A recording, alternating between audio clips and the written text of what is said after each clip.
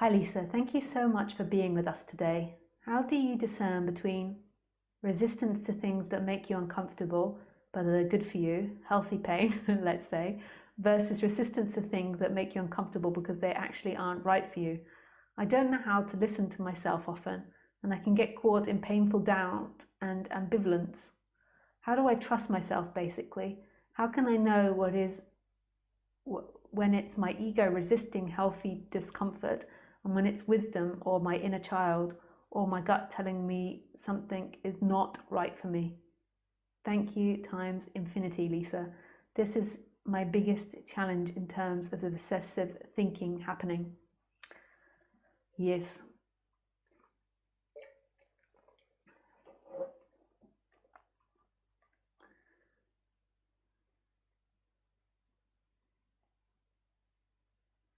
Yeah.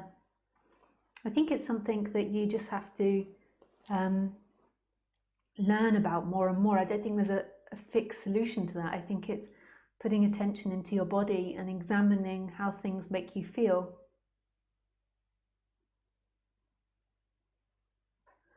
And doing that again and again, and just becoming more conscious of the body.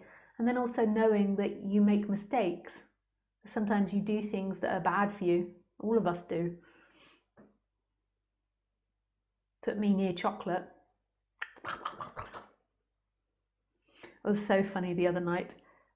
My partner came out with chocolate, and I'd bought the chocolate and we were eating it later, and he had it in his room, and he came out and we agreed that we get half the chocolate, and half the chocolate just meant, I think, like two and a half slabs, and I'm thinking there's going to be like a good amount of chocolate, and I look at the plate and it comes out and I go, is that it? And I was so disappointed. I wanted the whole thing, all for me, without sharing. So we all make mistakes, and it's not good. Afterwards you get a sugar rush because I don't eat that much sugar, so then you get a sugar rush, and it's not so good for you, but it tastes so good. Oh, I love chocolate. Anyway, so the point is that we all do things that are bad for us, and it's like that's part of being human. We make mistakes, and it's not always easy to tell what's right or wrong, and it's just keep bringing attention into the body and what the body's saying, and then also see when your mind is getting obsessive into loops, and just try to get to the bottom of the feeling, like when your mind's stuck in a loop, like where are you feeling in that body, feeling that in your body, and maybe it comes down to a thought that's saying bad things are going to come if I make the wrong decision or something. So try to get to the root of that feeling when your mind is getting stuck, and then try to just allow that feeling to be there, that discomfort, the bad things, you're afraid bad things are going to happen to you if you make the wrong choice, and where you feel that in the body.